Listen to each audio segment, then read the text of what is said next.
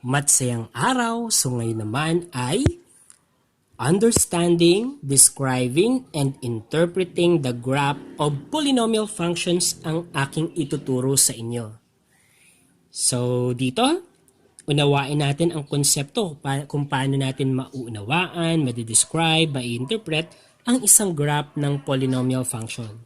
So unang-una na dapat nating tandaan ay ito. So, nth degree polynomial function cannot have more than n roots.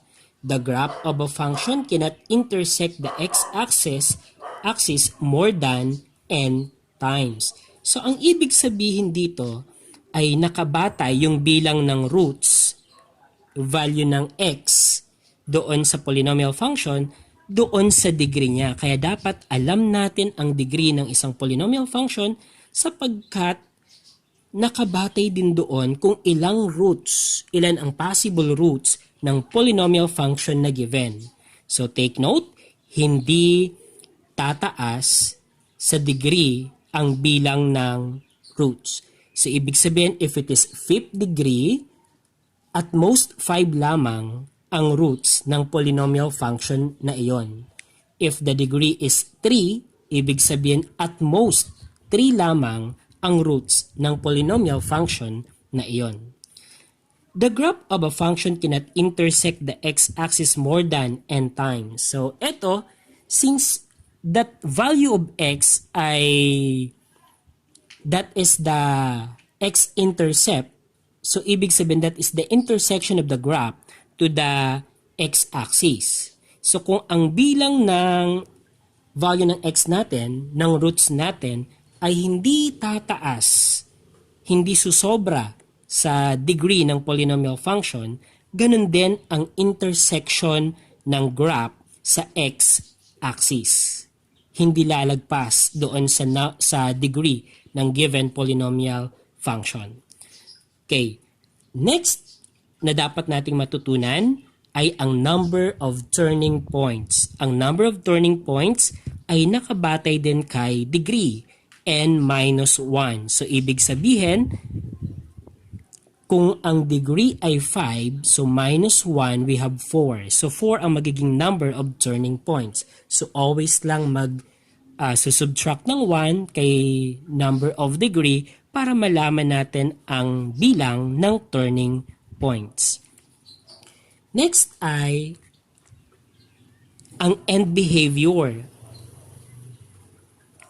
So pag sinabi nating end behavior, it is the behavior of the graph of a function to the far left or the far right. So ito yung tail na ng graph natin.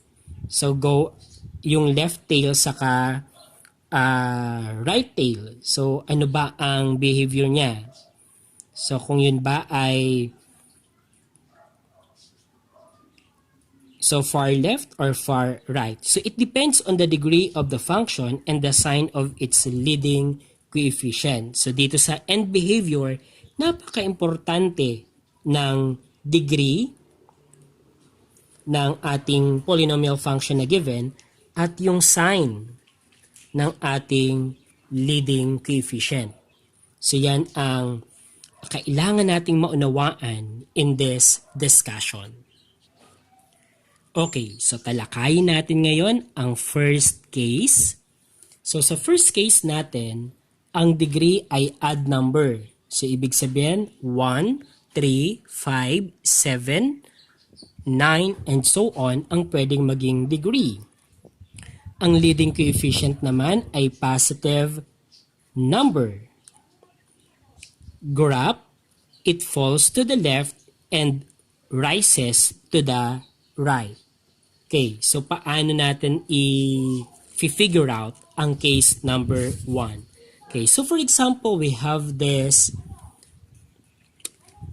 given. So f of x is equal to x plus x to the 4th plus 3x to the 5th minus 2x cubed minus 5x squared plus 8. So dito, we need to determine the degree. So ang degree niya is the highest exponent. So ang degree ay 5. So sa example natin, ang degree natin ay 5. Ang leading coefficient ay positive. So positive 3 ang leading coefficient. Okay. So ibig sabihin dito, ang hitsura ng graph ng given function na to ay ganito. Ay, sorry. Okay, so this is the x-axis. Okay. So, ang graph niya, it falls to the left. So, this is our left. Ito ang ating right. Diba? So, falls to the left. Okay, so pababa na siya doon sa left and rises to the right. So, pataas naman siya doon sa right. Okay. And then, about the turning points, so kanina ay yung turning points ay natukoy natin. So nakadepende siya doon sa degree. So kung ang degree ay 5, magbabawas lang tayo ng 1. So 5 minus 1 ay 4. So may 4 turning points siya. Okay, so 4 turning points. Okay, so we have... Okay, so kung titignan natin ang roots ay at most 5. So sabihin natin 5, hindi na pwedeng sumobra dyan. So 1, nag-intersect na siya kay x-axis. 1, 2. So 3, 4, 5. Let's say yan. So ibig sabihin,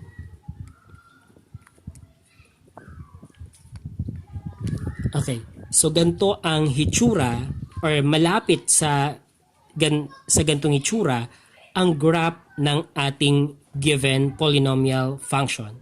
So, the number of turning points, 1, 2, 3, 4.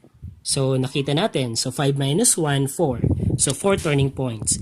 And then, ang degree ay 5. So, ang intersection sa x-axis ay at most 5. So, 1, 2, 3, 4, 5. So, 5 times na nag-intersect kay x-axis ang ating polynomial function. Ayan. So, ganito ang hitsura ng graph ng ating given polynomial function case number 1. Case number 2. So, sa case number 2, kapag ang degree ay odd, leading coefficient negative, ang graph niya ay it rises to the left and falls to the right. Ayan. So, ang example natin ay p of x is equal to 8 minus 2x plus 5x squared minus 3x cubed. Okay. So, here, our degree ay, okay, 3 ang degree natin. At ang ating leading coefficient ay negative 3. So that is negative. So ibig sabihin, ang graph ng given polynomial function na to ay it rises to the left and it falls to the right. Okay, so gawin natin, ilagay natin si coordinate plane. So this is the x-axis. Okay. So, dito, it rises to the left. So, ibig sabihin, pataas ito. So, this is our left. This is our right. And it falls to the right. Okay. Okay, so yan. So, ang ating left tail, it rises to the left. And then, ang right tail natin, it falls to the right. So, eto. And then, makikita natin, so since ang ating degree ay 3, ibig sabihin, tatlo din ang possible intersection sa ating x-axis. So, may dalawa na tayo, isa na lang. Let's say, ito, dito sa point na to. Okay. So, ibig sabihin, pag ito ay umakyat, bababa ulit siya at mag-cross kay x-axis. And then, tataas ulit. So, possible ganito ang graph ng given polynomial function natin. So number of turning points, tignan natin kung ang degree ay 3. So 3 minus 1, 2 ang turning points. So this is the first turning points. This is the second turning point. So we have 2 turning points. Okay, so yan. So sana ay nasusundan natin. Third case tayo. So sa third case natin, ang given degree ay even. Leading coefficient, positive. So kapag even ang degree, positive ang leading coefficient, so ang graph nito ay it rises to the left and to the right. So ibig sabihin both tails of the graph ay rising to the left and right. Okay. So dito, gawa tayo ng Cartesian coordinate plane. So tignan natin ang degree. So case number 3 tayo. Example, we have y is equal to x to the 6th power minus 3x cubed plus 2. Okay, so ito ang ating degree, 6. Ang leading coefficient natin ay 1. So 6, ito ay positive 1. Yan. So ibig sabihin na satisfy natin si degree na even, si leading coefficient positive. So ibig sabihin it rises to the left and to the right. So, papunta sa taas. Papunta sa taas. Okay, next na i-determine natin, ang degree ay 6. So, ibig sabihin, possible na 6 ang point of intersection niya sa x-axis. So, this is our x-axis. So, meron na tayong 1, 2, 3, 4, 5, 6. So, magkro-cross dyan itong ating graph. So, from here, so aakyat siya. Okay, bababa, aakyat ulit, bababa, at aakyat. So, possible ganito ang graph ng ating given function. Okay, so number of turning points, tignan natin. So, 1, 2, 3, 4, 5. So, 6 minus 1, 5. So, 5 turning points. So, that is the possible graph of our given y is equal to x to the 6th power minus 3x cubed plus 2. Okay, next naman ay fourth case tayo. So, ang fourth case natin ay, ang degree given ay even, ang learning coefficient ay negative. So, kapag even ang degree, ang leading coefficient ay negative, ang graph naman ng polynomial function na to ay it falls to the left and to the right. So, ibig sabihin, both tails of the graph ay falling. So, falling to the right and then falling to the left. Okay. So, example tayo. Example natin ay etong p of x is equal to 3 minus 2x plus x squared plus 5x cubed minus 3x squared. So, ang degree niya, pinakamataas na exponent, we have 4. So, that is 4. And then, leading coefficient, negative. So, kung nandito ang pinakamataas na exponent, ito ngayon ang ating leading term. At ang leading coefficient natin ay negative 3. So, negative ang ating leading coefficient. So, negative. So, since even ang degree, ang leading coefficient ay negative, so the graph falls to the left and to the right. So, gawin natin si Cartesian coordinate plane. Okay, we have here. So, this is the x-axis. Okay. So, falls to the left. So, pababa siya sa left tail. And then, sa right tail ay pababa din. Okay. And then, so, since nakita na natin yung end behavior ng graph natin, so, determine natin yung intersection sa x-axis. So, 4. So, ibig sabihin 4. Then, ang possible na intersection niya. So, we have 1, 2. So, 3, 4. Let's say we have it. And then, so, since umakyat to, bababa to dito kasi dapat mag-cross siya dyan. Then, aakyat, mag-cross ulit doon. And then, dudugtong na doon. So, possible ganito ang graph ng ating case number 4 or etong given na polynomial function natin dito. Okay, number of turning points. So since 4 ang degree, minus 1, 3. So we have 1, 2, and then 3 turning points. So sana'y naunawaan at sana'y masagutan ninyo ng tama ang mga exercises dyan sa module ninyo. Okay? So for case 1 and 2, so pwede nating gawing reference point ang ating linear function.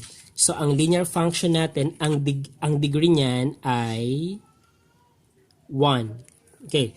So pag linear function, ang possible na graph niya ay straight line, di ba? So straight yan. So going up or going down. So ang degree ay 1. It is an odd number.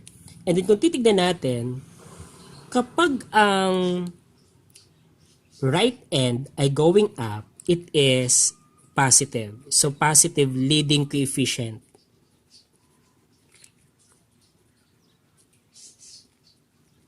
Okay, pag positive leading coefficient, etong right na to ay going up. At ibig sabihin, yung left end niya ay going down. Okay, and then another one ay, etong going down naman or falling to the right ang end behavior ng linear function na graph. So, eto naman ay negative leading coefficient. So, pwede natin itong maging reference point. So, didepende na lang. So, didepende na lang sa degree na given para malaman natin kung ilan yung point of intersection niya sa x-axis. Ano po? So, pero ang end behavior ay pwede na nating i-relate dito kay linear function. Okay, so sa case number 2 naman natin, so pwede nating i-relate siya kay quadratic. So kay quadratic, pinag-aralan natin nung nung nasa grade 9 tayo. Ano po? So kapag kay quadratic ay degree of 2. Okay, so degree of 2. So pag degree of 2, ang possible na graph nito ay parabola opening upward and parabola opening downward. Okay, so ganyan. So etong upward, ibig sabihin positive ang leading coefficient nito.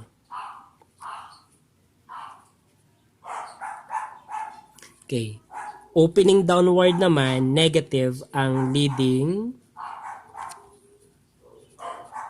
coefficient nito. So kung ito ang gagawin nating reference point, matatandaan natin yung kapag ang given degree ay iba, hindi 2, pero even numbers. So even numbers. So kapag even numbers, ibabate lang natin dito kay parabola. So always kapag ang leading coefficient ay positive and then ang degree ay even numbers, it is going up both tails. So end behavior ng left and right tail ay going up. Okay, so kapag negative leading coefficient naman and then ang degree ay even numbers, so ibig sabihin naman both ends of the graph ay falling to the left and then falling to the right. So yan ang pwede natin gawing reference point. So si case number 1 and 2, which is odd number ang degree, pwede nating pagbatayan sa end behavior niya si linear function graph, a straight line. So positive leading coefficient, it is going up. Negative leading coefficient, that is going down to the right. Okay? So hope ay nakuha at hope na masagutan ng tama ang mga activities na nandyan sa module ninyo.